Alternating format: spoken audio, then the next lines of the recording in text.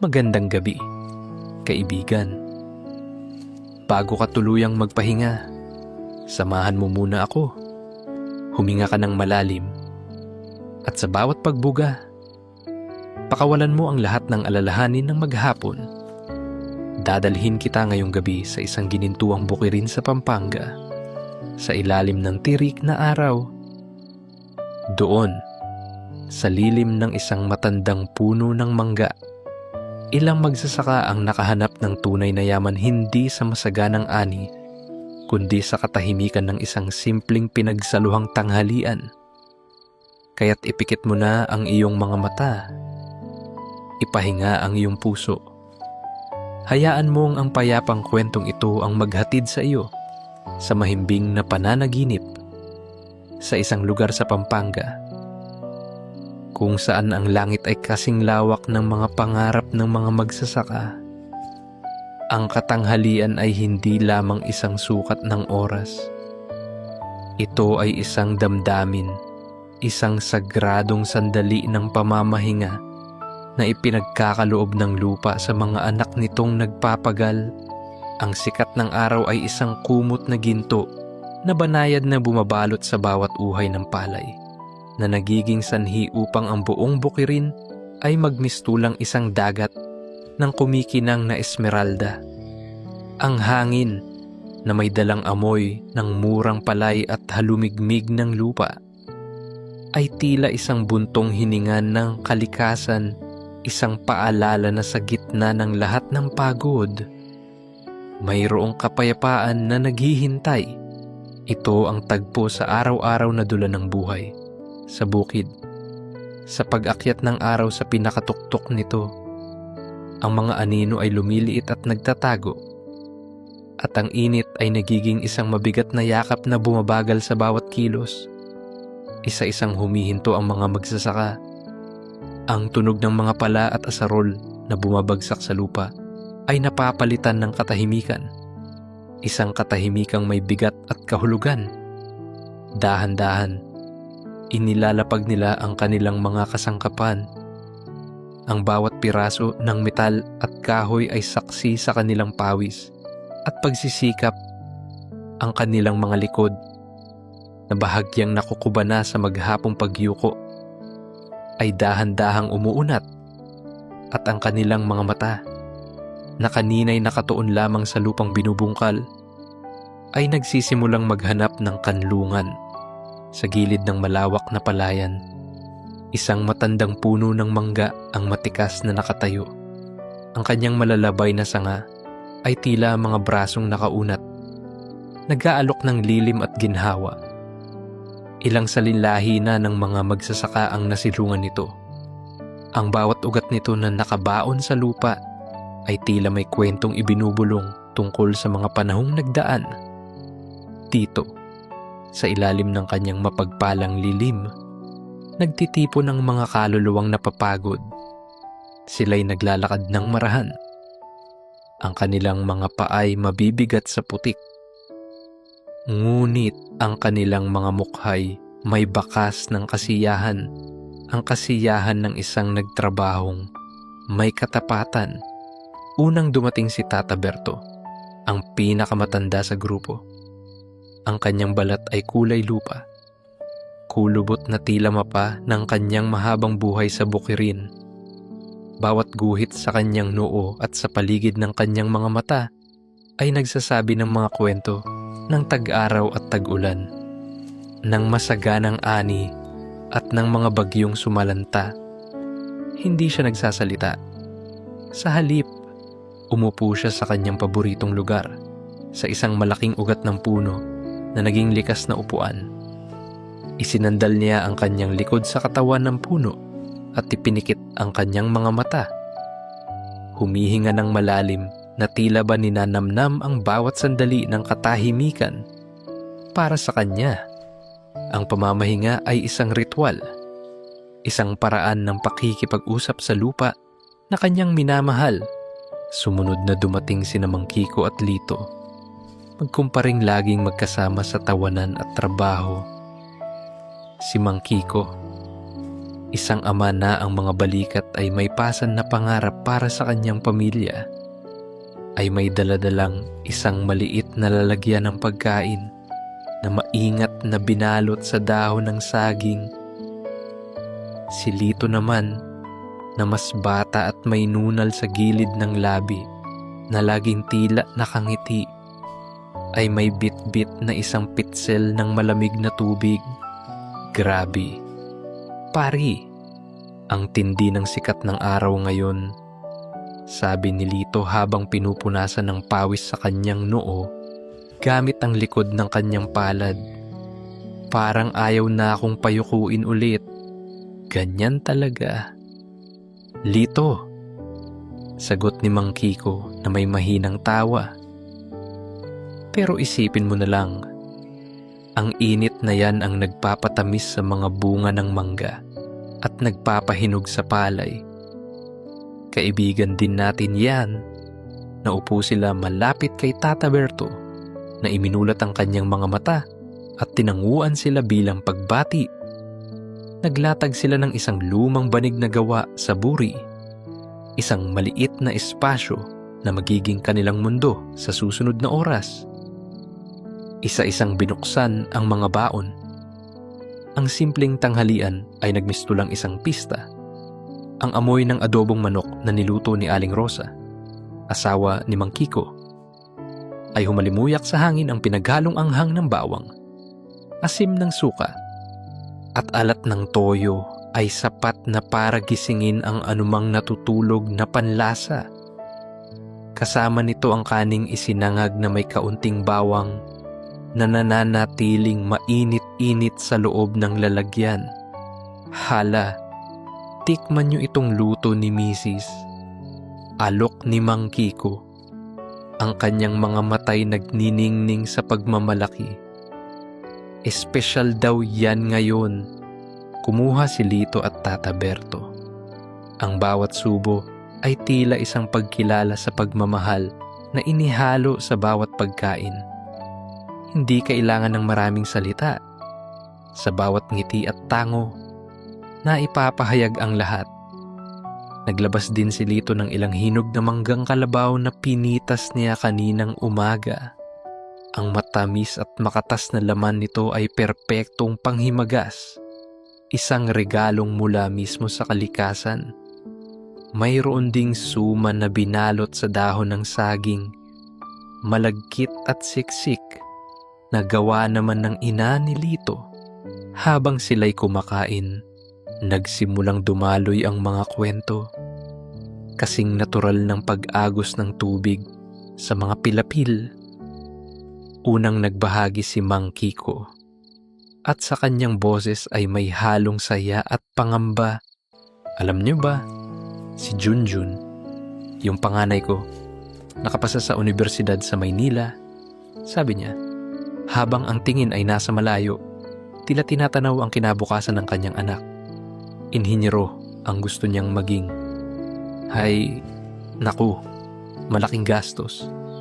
Pero kailangan kayanin. Para sa kanya yun, tumango si Tata Berto. Mabuting bata yang si Junjun, matalino at masipag. Malayo ang mararating niyan, Kiko. Huwag kang mag-alala sa gastos. Ang mahalaga, may pangarap ang anak mo. Ang pera, kikitain natin yan dito sa lupa. Ang simpleng mga salita ng matanda ay tila gamot na nagpapakalma sa puso ni Mang Kiko. Gumaan ang kanyang pakiramdam. Alam niyang hindi siya nag-iisa sa kanyang mga alalahanin upang pagaanin ang usapan. Si Lito naman ang nagkwento at ang kanyang boses ay puno ng sigla. Naku, naalala ko tuloy yung kalabaw kong si Bantay kahapon. Grabe, pare. Ang kulit nakawala sa kulungan. Abay pinuntahan yung tanim na kamote ni Aling Patching. Ayun, nagpiesta galit na galit si Aling Patching. Pero noong nakita niya yung itsura ni Bantay na puno ng putik ang bibig, abay natawa na lang din. Sabi niya, Mukha raw akong managinip na manalo sa loto bago pa niya singilin yung kinain ng alaga ko. Nagtawanan sila. Ang tawa ni Lito ay malakas at nakakahawa, habang ang kay Mang Kiko ay mahinhin. Maging si Tata Berto ay napangiti, at ang mga guhit sa kanyang mukha ay tila lalong lumalim. Ang kanilang mga halakhak ay sumama sa ihip ng hangin. Isang musika na nagbibigay buhay sa katahimikan ng bukirin. Ilang saglit pa, may natanaw silang papalapit. Isang babaeng may daladalang bilao sa kanyang ulo. Naglalakad ng may katatagan sa makitid na pilapil. Siya si Aling Nena, ang nag-iisang naglalako ng kakanin sa kanilang lugar. Ang kanyang pagdating ay laging isang masayang sorpresa. O mga iho, mukhang masarap ang kainan ninyo diyan. Bati niya. Ang kanyang ngiti ay kasing tamis ng mga paninda niya. Heto, may bibingka akong bagong luto. Tikman ninyo. Hindi na sila nagpatumpik-tumpik pa. Inilapag ni Aling Nena ang kanyang bilao at umupo na rin kasama nila. Tila bahagi na talaga ng kanilang maliit na samahan. Ibinahagi niya ang kanyang bibingka na mainit-init pa at may amoy ng sinunog na dahon ng saging. Bilang kapalit, binigyan naman nila siya ng adobo at kanin. Ganoon ang buhay sa bukid, isang walang katapusang palitan ng biyaya. Maliit man o malaki, ang kwentuhan ay nagpatuloy tungkol sa presyo ng palay, sa paparating na kapistahan, sa bagong apo ng isa sa kanilang mga kapitbahay, mga simpleng usapan tungkol sa simpleng buhay. Ngunit sa bawat salitang binibitawan, lalong tumitibay ang kanilang pagsasama. Ang lilim ng puno ng mangga ay naging isang sagradong espasyo, isang simbahan na walang pader, kung saan ang dasal ay ang kanilang mga kwento at ang bendisyon ay ang kanilang pagkakaisa. Habang ang araw ay dahan-dahang gumagalaw pa kanluran, ang hangin ay tila lalong lumamig. Ang mga tunog ng kalikasan ay muling naging maririnig, ang huni ng mga ibong pipit na naghahabulan sa mga sanga, ang malayong huni ng mga kuliglig, ang banayad na pagaspas ng mga dahon ng palay. Ang mga magsasaka ay sumandal muli. Ang kanilang mga tiyan ay busog at ang kanilang mga puso ay puno. Ang kanilang paghinga ay naging mas malalim, mas payapa. Ang kwentuhan ay unti-unting humina, napalitan ng isang komportabling katahimikan. Sila'y nakikinig na lamang hindi sa isa't isa, kundi sa tibok ng puso ng lupang kanilang sinilangan. Ito ang kanilang paraiso, isang piraso ng langit na natagpuan sa ilalim ng isang puno ng mangga, sa gitna ng isang mainit na katanghalian sa Pampanga. Ang katahimikan na bumalot sa kanila ay hindi isang kawalan ng tunog, kundi isang presensya. Ito'y may sariling bigat at init, isang kumot na yari sa pinaghalong busog na sikmura, nagpapahingang kalamnan at mga kwentong pansamantalang isinantabi. Ang malakas na tawa ni Lito ay nag-iwan ng isang masayang alingaw-ngaw na dahan-dahang humina, at ang mga alalahanin ni Mang Kiko, bagamat naroon pa rin, ay tila mga alon na humampas sa pampang at ngayon ay marahang bumabalik sa dagat ng kanyang isipan. Sa ilalim ng puno ng mangga, ang bawat isa ay pumasok sa kani-kanilang munting mundo. Si Lito, na kanina'y puno ng buhay, ay sumandal sa isang makapal na ugat at kumuha ng isang maliit na sanga. Gamit ang kanyang mapurol na itak, nagsimula siyang mag-ukit. Walang partikular na hugis, basta't sinusundan lamang niya ang guhit ng kahoy. Ang kanyang mga kamay, na sanay sa bigat ng mga gamit sa bukid, ay naging magaan at maingat. Para sa kanya, Ito ang kanyang paraan ng pagninilay ang paglikha ng isang bagay na maliit at walang saysay mula sa isang bagay na handog ng kalikasan. Si Aling Nena naman ay dahan-dahang inayos ang kanyang bilao. Ang bawat piraso ng natirang bibingka ay maingat niyang ibinalik sa pagkakatakip ng dahon. Ang kanyang mga galaw ay puno ng paggalang sa kanyang paninda, sa biyayang nagbibigay buhay sa kanya at sa kanyang pamilya. Bago siya tumayo, lumingon siya kay Mang Kiko na ang mga matay muling napako sa abot tanaw sa hanay ng mga puno ng kawayan sa malayo na tila pader sa pagitan ng bukid at ng kabihasnan. Nakita ni Aling Nena ang hindi nakikita ng iba, ang anino ng pag-aalala na muling gumuhit sa mukha ng ama. Bilang isang ina rin, alam niya ang bigat ng pangarap na ipinapasan para sa isang anak. Lumapit siya ng bahagya at bumulong, na tanging si Mang Kiko lamang ang nakarinig.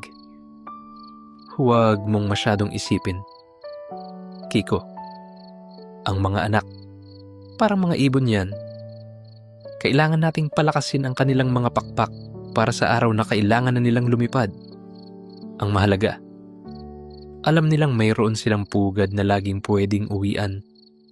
Ngumiti siya at marahang tinapik ang balikat nito bago tuluyang tumayo. Oh, sige na. Mauuna na ako sa inyo. Marami pa akong lalakarin.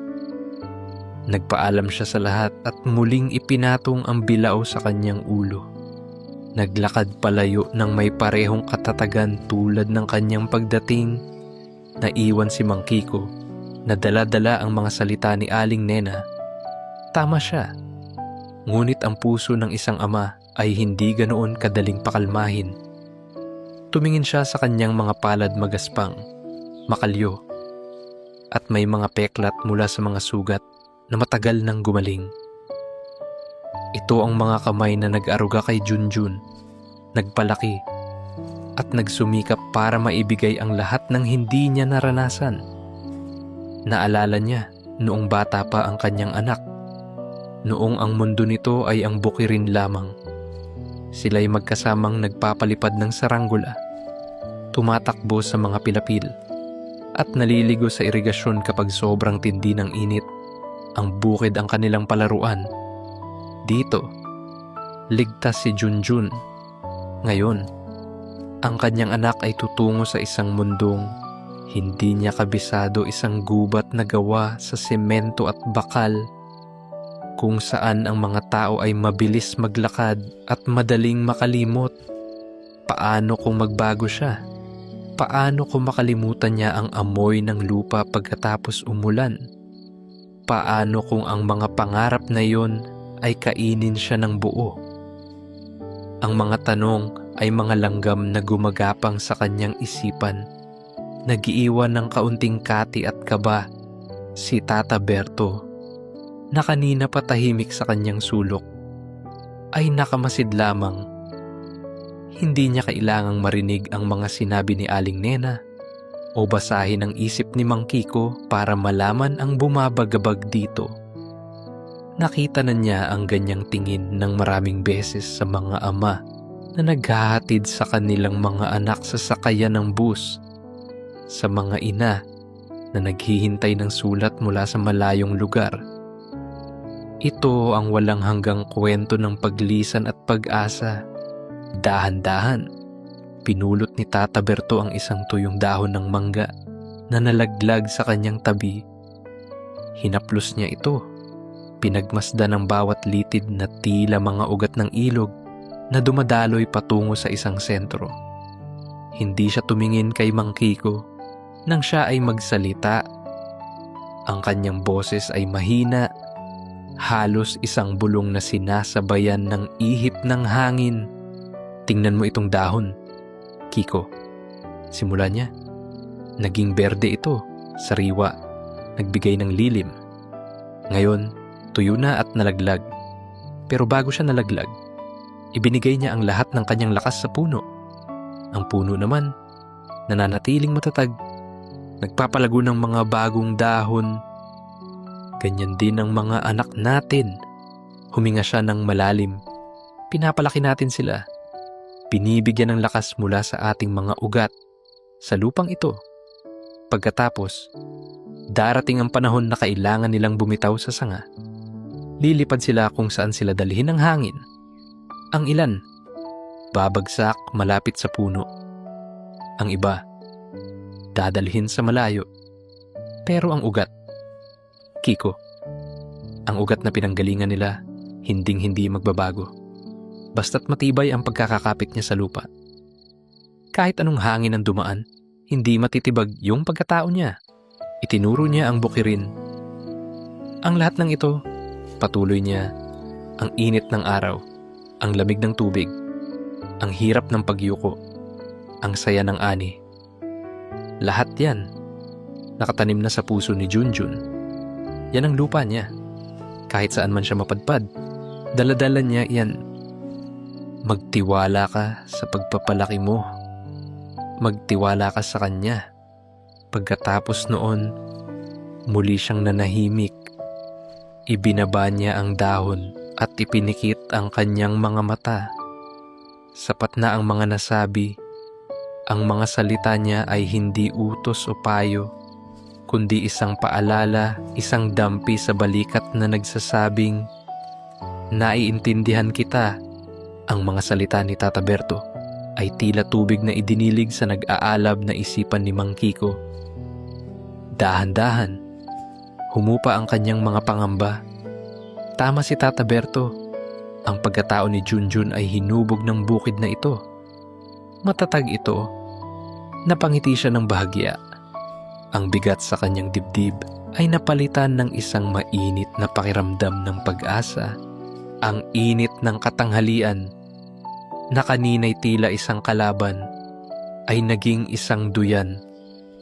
Ang banayad na ugoy ng mga sanga ng mangga ay isang himig pampatulog. Ang hangin ay bumubulong ng mga kwento ng kapayapaan. Isa-isa, sila'y nilamon ng antok. Unang sumuko si Lito.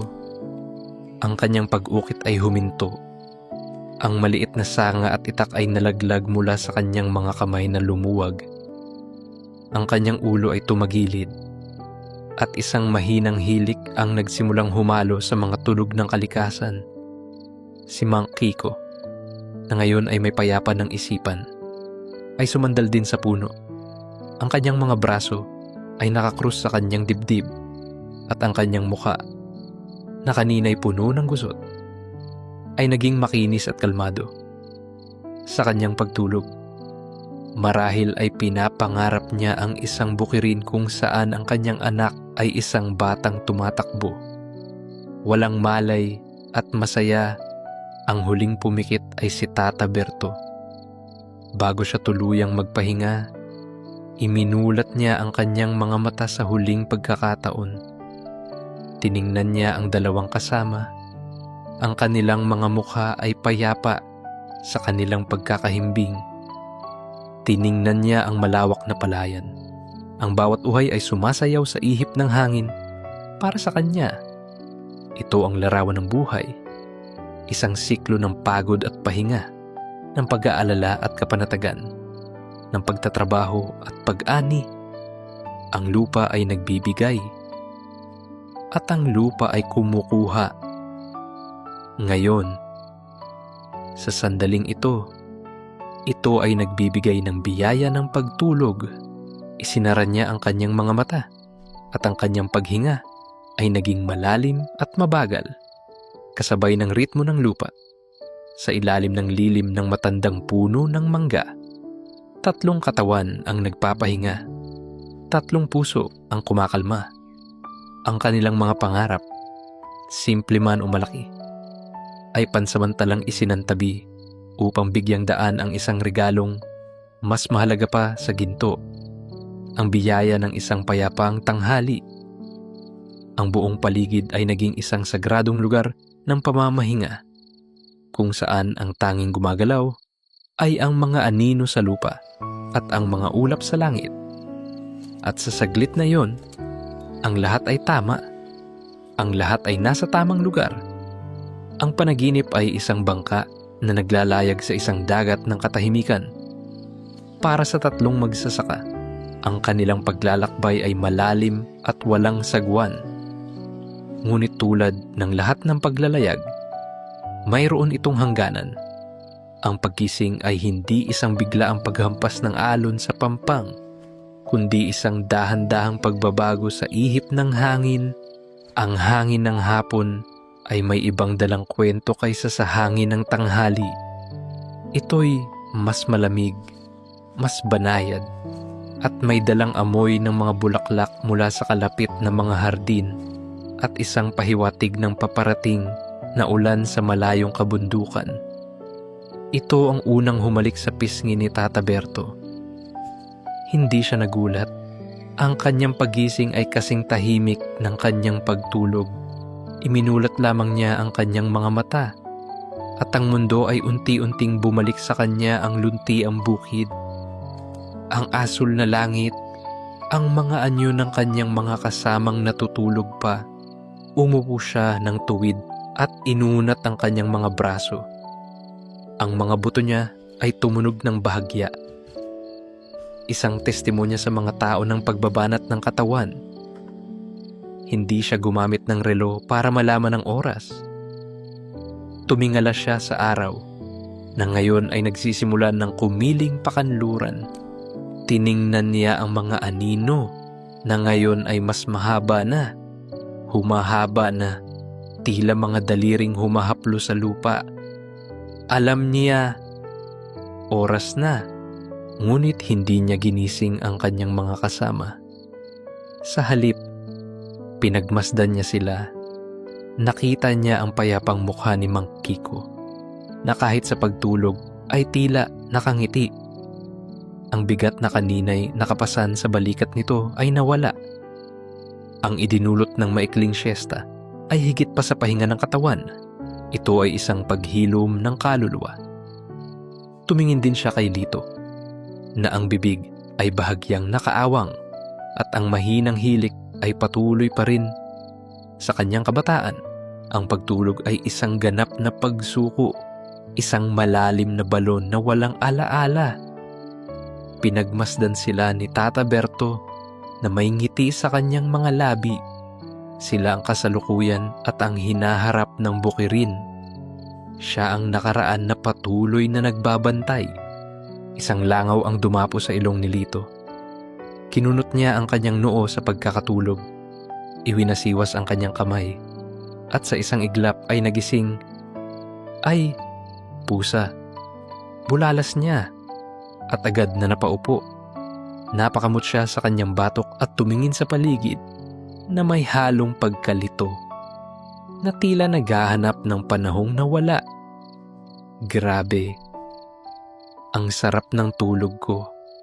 Anong oras na, Tata Berto? Hapon na. Iho. Simpleng sagot ng matanda. Sapat na ang pahinga. Naghihintay na muli ang lupa. Ang boses ni Tata Berto ang gumising kay Mang Kiko. Iminulat niya ang kanyang mga mata ng marahan. Walang pagmamadali. Ang unang bumungad sa kanya ay ang mga dahon ng mangga na sumasayaw sa saliw ng hangin. Lumilikha ng mga gumagalaw na anino sa lupa. Pakiramdam niya ay gumaan. Ang mga alalahanin niya tungkol kay Junjun ay hindi nawala. Ngunit nagbago ang mga ito ng anyo. Mula sa pagiging isang mabigat na bato sa kanyang dibdib, naging mga buto itong handa niyang itanim. Diligan ng tiwala. At hintaying umusbong. Ngumiti siya. Isang tunay ng ngiti na umabot sa kanyang mga mata. Mukhang maganda ang panaginip mo, pare. Puna ni Lito. Oh, Lito. Sagot ni Mang Kiko. Napanaginipan ko, nag-aani raw tayo, at ang ani, sobra-sobra sa sagana. Nagsimula silang kumilos. Ang bawat galaw ay may bagong sigla. Ang banig ay maingat na tiniklop ni Lito. Ang mga lalagyan ng pagkain ay isinilid ni Mang Kiko sa kanyang bayong. Inubos nila ang natitirang tubig sa pitsel. Ang bawat lagok ay tila naghuhugas sa huling bakas ng antok. Walang nag-utos. Ang lahat ay gumagalaw na may iisang ritmo. Isang sayaw na matagal na nilang kabisado. Nagkatinginan sila isang tingin ng pasasalamat para sa ibinahaging pagkain, sa mga kwento, at sa katahimikang kanilang pinagsaluhan. Hindi na nila kailangang mag-usap. Sa katahimikan, ang kanilang mga kaluluwa ay nagkaunawaan. Tumayo sila at pinagpagan ang kanilang mga damit. Ang init ng araw ay hindi na kasing tindi ng kanina. Ito'y isa ng mainit na yakap, hindi isang mabigat na pasan. Nagsimula silang maglakad pabalik sa kani-kanilang bahagi ng bukirin. Tinatahak muli ang makikitid na pilapil. Ang kanilang mga hakbang ay mas magaan na ngayon. Mas may tiwala. Nauna si Tata Berto. Ang kanyang likod ay tuwid. Ang kanyang mga paa ay tiyak na nakatapak sa lupa. Sumunod si Mang Kiko. Ang kanyang paningin ay hindi na nakapako sa malayo, kundi nasa daan na kanyang nilalakaran. Bawat hakbang ay may layunin. At sa huli ay si Lito na nagsimulang humimig ng isang lumang kundiman, isang awit tungkol sa pag-ibig at sa bukirin. Ang kanyang boses, bagamat hindi perpekto, ay naging perpektong saliw sa huni ng hangin at sa pagaspas ng mga palay. Pagdating nila sa lugar kung saan nila iniwan ang kanilang mga kagamitan, huminto sila saglit. Tiningnan nila ang trabahong naghihintay, ang mga damo na kailangang bunutin, ang lupang kailangang muling bungkalin. Kanina, ito ay tila isang bundok na kailangang akyatin. Ngayon, isa na lamang itong hamon na handa nilang harapin ng may bagong lakas. Isa-isang dinampot ang mga gamit. Ang tunog ng metal na humahawak sa kamay ay isang pamilyar na pakiramdam. Di naman ni Mang Kiko ang hawakang kahoy ng kanyang asarol. Ito'y makinis at mainit-init pa mula sa araw. Sa paghawak niya rito, hindi na niya ito tiningnan bilang isang simbolo ng pagpapagal, kundi bilang isang ekstensyon ng kanyang mga kamay, isang kasangkapan upang hubugin ang lupa at ang kinabukasan ng kanyang pamilya. Naramdaman niya ang tibay nito, at sa tibay na iyon, nakahanap siya ng sariling lakas. Si Lito ay iwinasiwas ang kanyang itak sa hangin na tila isang mandirigmang naghahanda sa laban. Ngunit may ngiti sa kanyang mga labi. Para sa kanya, ang trabaho ay isang laro, isang sayaw sa pagitan niya at ng lupa. Si Tata Berto naman ay kinuha ang kanyang pala na may paggalang na tila ito ay isang sagradong bagay. Para sa kanya, ang bawat gamit ay may kaluluwa, isang saksi sa lahat ng pawis na pumatak sa lupang iyon. At nagsimula silang muli. Ang ritmo ng kanilang pagtatrabaho ay nagbago. Hindi na ito mabilis at pilit. Ito'y mabagal, tuloy-tuloy, at may kumpas. Ang bawat pagbaba ng asarol ni Mang Kiko ay may bigat at layunin. Ang bawat pagtaga ng itak ni Lito ay may tiyaga. Ang bawat pagpala ng lupa ni Tati Berto ay isang gawa ng sining. Sila'y gumagalaw ng magkakasama ngunit magkakahiwalay. Bawat isa sa kanilang sariling mundo, ngunit konektado sa iisang layunin. Ang paligid ay sumasabay sa kanilang bagong enerhiya. Ang hangin ay tila humihinga kasabay nila. Ang mga palay ay sumasayaw sa kanilang galaw. Ang tunog ng kanilang mga kasangkapan ay hindi na ingay ng paggawa, kundi musika ng pagsisikap, isang martilyo na pumupukpok sa ritmo ng puso. Isang kwerdas na kumakalabit sa kaluluwa ng bukirin. Pinagmasdan sila ng hapon. Ang sikat ng araw ay nagiging kulay pulot-pukyutan. na nagbibigay ng isang mahiwagang sinag sa buong kapaligiran. Ang pawis na muling pumatak sa kanilang mga noo ay hindi na pawis ng paghihirap, kundi pawis ng dedikasyon. Sa bawat damong kanilang binubunot, may isang alalahanin na nawawala. Sa bawat lupang kanilang binubungkal, may isang pangarap na itinatanim. Ang tanghalian ay tapos na. Ang pamamahinga ay lumipas na.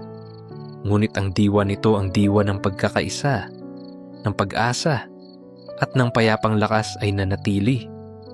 Dala-dala nila ito sa bawat kilos, sa bawat paghinga.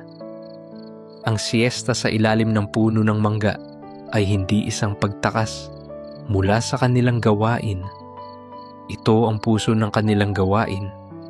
Ito ang katahimikang nagbibigay lakas sa kanilang mga braso, ang lilim na nagbibigay linaw sa kanilang mga isipan, at ang kwentong nagbibigay kahulugan sa kanilang pag-iral. At habang ang araw ay patuloy na bumababa, sila ay patuloy na nagtatrabaho. 3 anino na gumagalaw sa isang dagat ng ginto. Bawat isa ay isang buhay na patunay na ang tunay na kapayapaan ay hindi matatagpuan sa pagtigil, kundi sa pagpapatuloy ng may pusong nagpahinga. Ang hapon ay isang pintor na may sariling damdamin. Kung ang katanghalian ay gumuguhit gamit ang matingkad na ginto at nanliliwanag na init, ang hapon naman ay mas malumanay. Ang kanyang mga pinsel ay isinasawsaw sa mga kulay ng pulot, ambar, at sa dapit hapon, sa malamyos na lila at rosas. Ang liwanag ay hindi na isang bigat na dumadagan, kundi isang haplos na dumadampi. Ang bawat uhay ng palay ay tila nagliliwanag mula sa loob, at ang buong bukirin ay naliligo sa isang banal na sinag. Sa ilalim ng nagbabagong liwanag na ito, nagpatuloy ang 3 magsasaka. Ang kanilang mga galaw, na kanina'y puno ng panibagong lakas, ay naging mas mahinahon. Bawat kilos ay tila isang pasasalamat, isang pagkilala sa magandang araw na malapit ng magwakas. Ang hangin ay nagsimulang magdala ng ibang himig. Ang katahimikan ng mga ibon sa araw ay napapalitan ng unang huni ng mga kuliglig. Isang orkestra na dahan-dahang naghahanda para sa kanilang pagtatanghal sa gabi, at sa isang sandali na hindi pinag-usapan, na tila itinuro ng isang di nakikitang kamay. Sabay-sabay silang huminto. Itinayo nila ang kanilang mga katawan mula sa pagkakayuko. Inunat ang kanilang mga likod at humarap sa kanluran. Doon, sa abot tanaw, ang araw ay isang nagliliyab na bilog na dahan-dahang lumulubog sa likod ng mga bundok. Walang nagsalita. Ang sandaling iyon ay para lamang sa panunood, sa paghinga, sa pagiging bahagi ng isang walang hanggang milagro para kay Mang Kiko. Ang paglubog ng araw ay isang mapait na tamis. Ang bawat sinag na nawawala sa bukirin ay tila isang araw na lumilipas. Isang araw na papalapit sa pag-alis ng kanyang anak.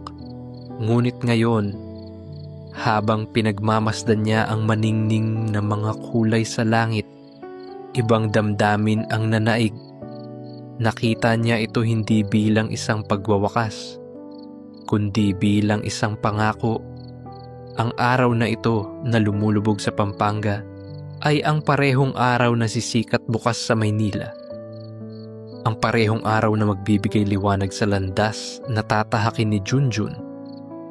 Ang distansya sa pagitan nila ay hindi isang kawalan, kundi isang tulay na gawa sa liwanag.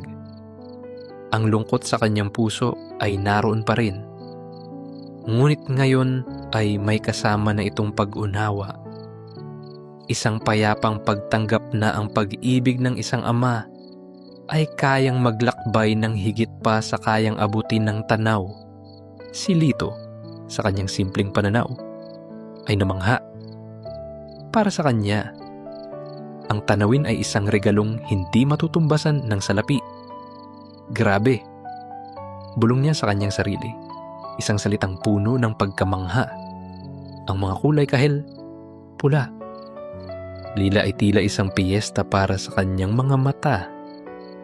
Naramdaman niya ang isang dalisay na galak. Ang pasasalamat ng isang taong pinagpala na masaksihan ang gayong kagandahan.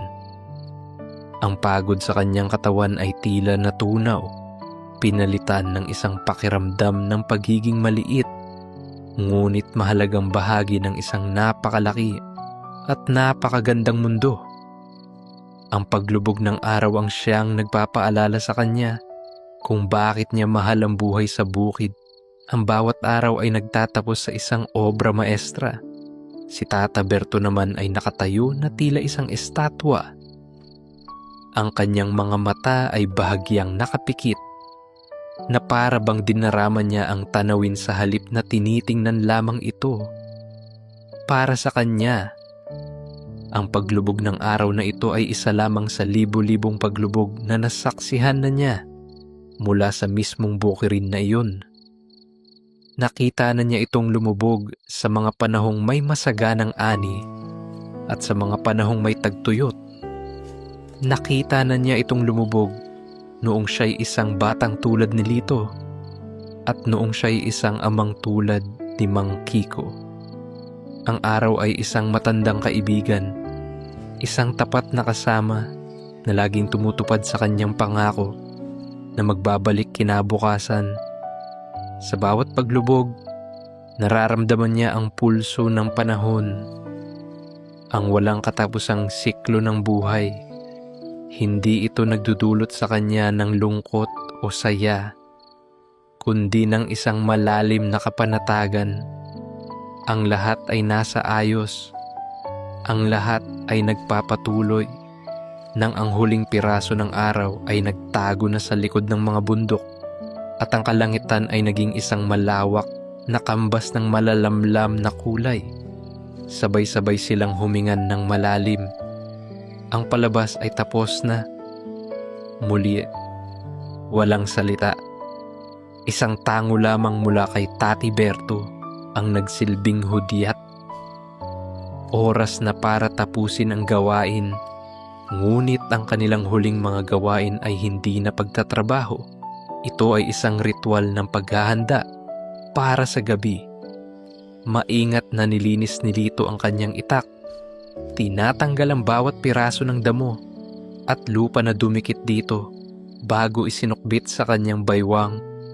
Sinigurado ni Mang Kiko na ang daloy ng tubig sa maliit na irigasyon na malapit sa kanyang taniman ay tuloy-tuloy, ngunit hindi malakas. Sapat lamang para mabasa ang lupa sa magdamag. Si Tata Berto naman ay inayos ang ilang mga uhay ng palay na yumuko ng husto, na tila inihahanda sila para sa mahimbing na pagtulog. Ang mga kilos na ito ay puno ng pag-aalaga. Ito ang kanilang paraan ng pagsasabing, "Salamat sa araw na ito. Magpahinga ka ng mabuti." Sa lupang bumubuhay sa kanila, nang ang lahat ay maayos na, sinukbit na nila ang kanilang mga bayong at nagsimula na ang kanilang paglalakbay pa uwi. Ang takip silim ay mabilis na bumababa.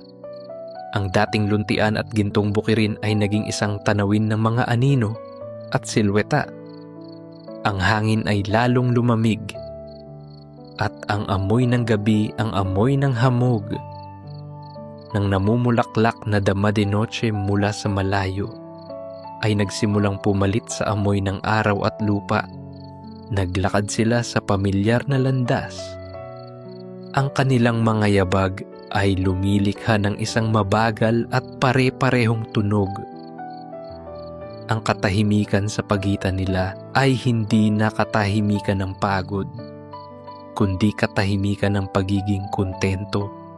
Mukhang uulan nga bukas. Basag ni Tata Berto sa katahimikan. Ang kanyang mga matay nakatingin sa mga namumuong ulap sa hilaga. "Mas mabuti nga po yun, Tata Berto," sagot ni Lito, "para hindi na tayo mag-igib pa ng pandilig. Biyaya din yan." "Oo, Sang-ayon ni Mang Kiko, basta't wag lang lalakas at magiging bagyo. Mga simpleng usapan ng mga taong ang buhay ay nakatali sa panahon, sa lupa at sa langit. Ang kanilang mga alalahanin at pag-asa ay kasing simple at kasing lalim ng mga bagay na ito. Sa di kalayuan, isa-isang nagsimulang sumindi ang mga ilaw mula sa mga bahay sa kanilang baryo. Ang bawat ilaw ay isang bituin sa lupa, isang palatandaan ng tahanan, ng init, at ng pamilyang naghihintay. Ang mga tunog ng bukid ay unti-unting napapalitan ng mga tunog ng baryo, ang malayong tahol ng aso, ang tunog ng motorsiklo, ang sigawan ng mga batang naglalaro pa sa lansangan. Nakarating sila sa isang sangandaan. Dito na sila maghihiwa-hiwalay ng landas. Si Lito ay kakaliwa, si Mang Kiko ay kakanan, at si Tata Berto ay didiretso pa. O, sige na, sabi ni Tata Berto. Bukas ulit, sa awa ng Diyos. Sige po, Tata Berto. Ingat po kayo. Sabay na sabi ni Kiko at Lito. Kayo rin. Ikumusta mo na lang ako kay Aling Rosa. Kiko. Pahabol ng matanda. Makakarating po. Naghihiwalay sila ng walang mahabang paalam. Isang tango. Isang ngiti. Sapat na yon. Ang kanilang pagsasama ay hindi nagtatapos dito. Ito'y pansamantalang humihinto lamang, tulad ng araw na lumubog, na may pangakong magbabalik muli. Nagpatuloy si Mang Kiko sa kanyang paglalakad. Ilang hakbang na lang at nasa kanyang tahanan na siya. Nakita niya ang ilaw sa kanilang bintana, isang mainit at nag-aanyayang liwanag. Naamoy niya ang usok mula sa kanilang kusina, ang pamilyar na amoy ng sinaing at ng pinipritong isda. Narinig niya ang mahinang tawanan mula sa loob, ang boses ng kanyang asawa at ng kanyang bunsong anak. Huminto siya sa harap ng kanilang munting tarangkahan. Dito, sa hangganan ng bukid at ng kanyang tahanan, naramdaman niya ang kabuuan ng kanyang pagkatao. Sa labas ng bakod na ito, siya ay isang magsasaka, isang manggagawa ng lupa.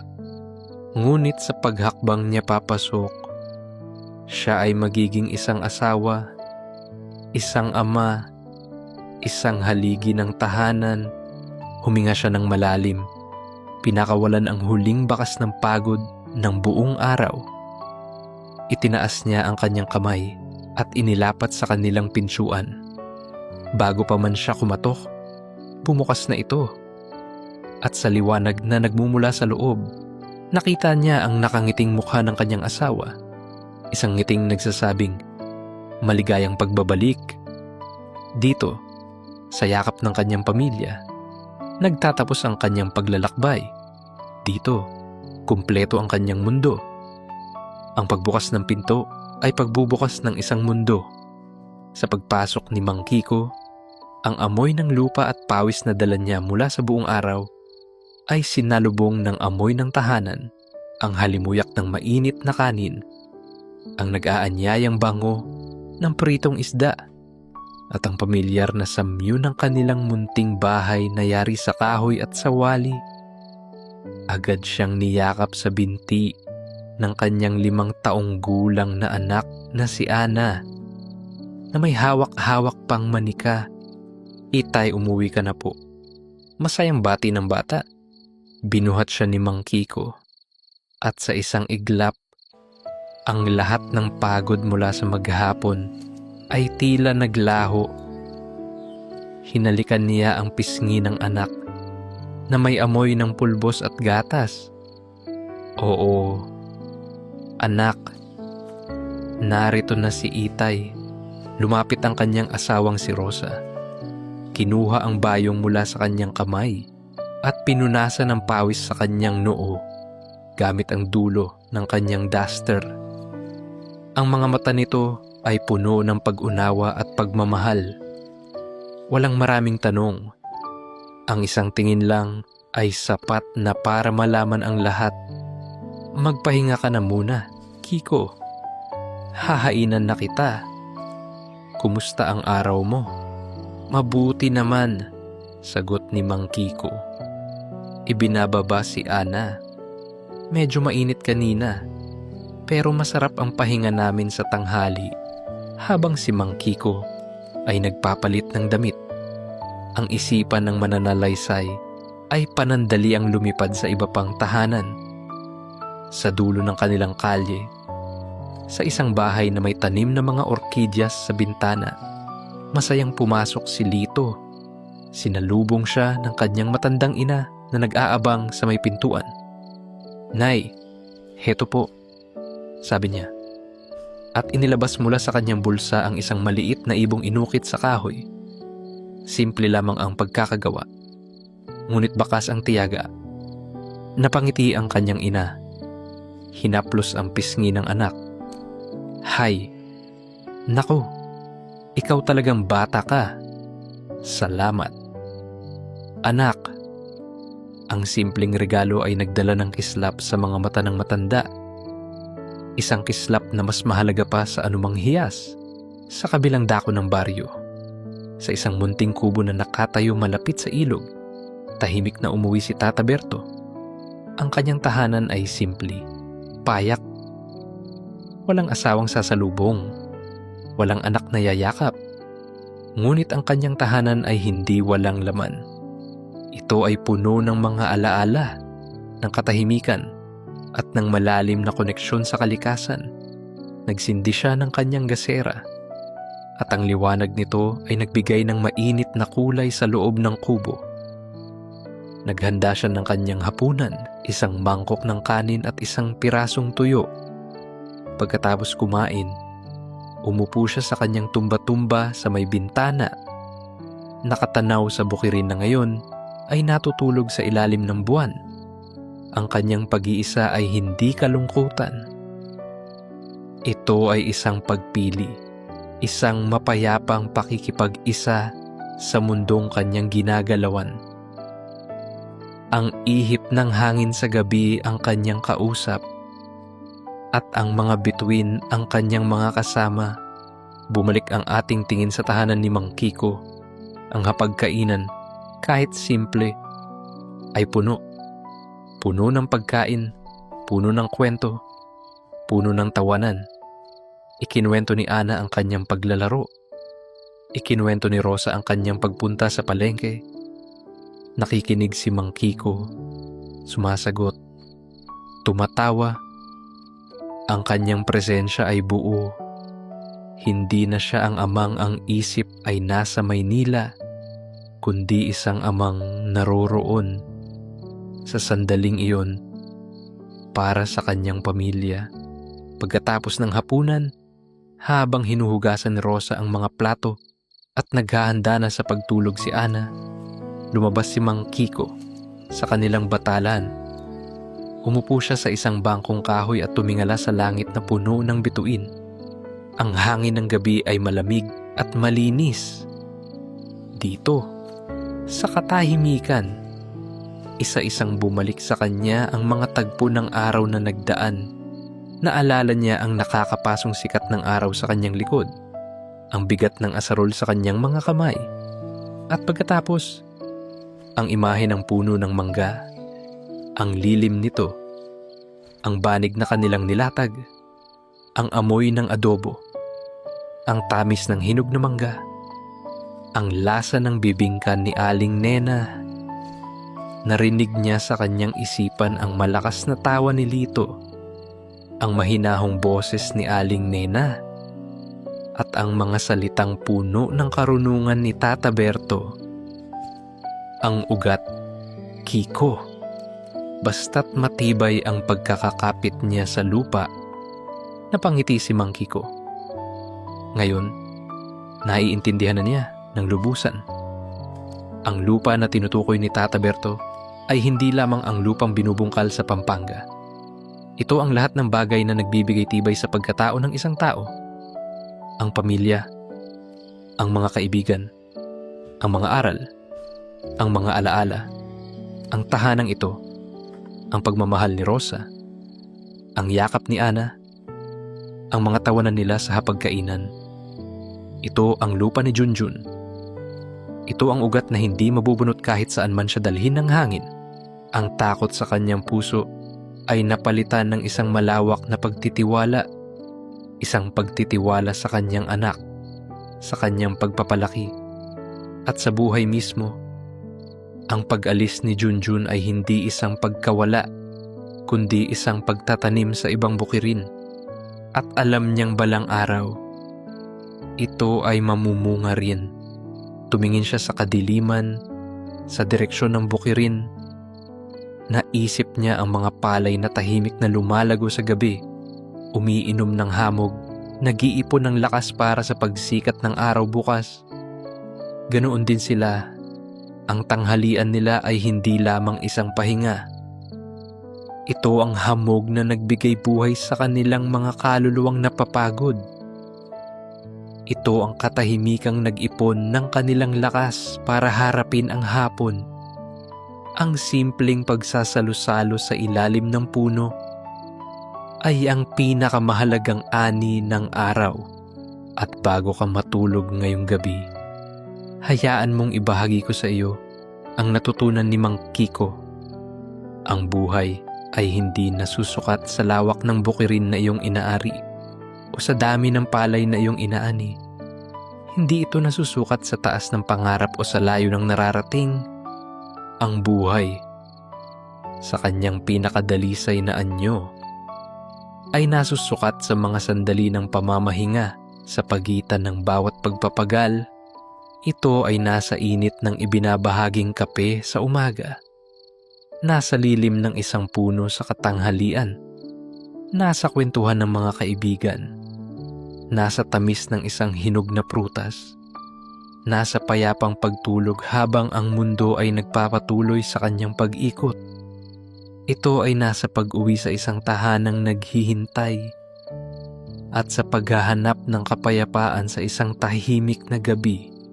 Ang mga magsasaka ng Pampanga ay babalik muli sa bukid bukas. Muli silang magpapagal sa ilalim ng sikat ng araw. Muli silang mapapagod, ngunit alam na nila ang sikreto. Alam nilang sa pagdating ng katanghalian, may isang puno ng mangga na mag-aalok ng kanyang lilim. May mga kaibigang maglalatag ng banig. May mga baon na paghahatian. At may katahimikang muling maghihilom sa kanilang mga puso, sapagkat ang tunay na yaman ay hindi inaani mula sa lupa, kundi sa katahimikang natatagpuan sa pagitan ng bawat pagod. Sa isang simpleng tanghalian sa bukirin ng Pampanga. At dito, nagtatapos ang ating kwento. Ngunit ang diwa ng puno ng mangga ay mananatili. Naway sa paghahanap natin ng ating mga pangarap sa gitna ng maingay na mundo, hindi natin makalimutan ang mga simpleng lilim, ang mga sandaling nagbibigay pahinga sa ating mga puso. Maraming salamat, kaibigan, sa iyong paglalakbay kasama sina Tata Berto, Mang Kiko, at Lito. Salamat sa iyong pag-upo sa ilalim ng puno, sa pagtikim sa kanilang simpleng pananghalian, at sa pagiging saksi sa kanilang payapang hapon.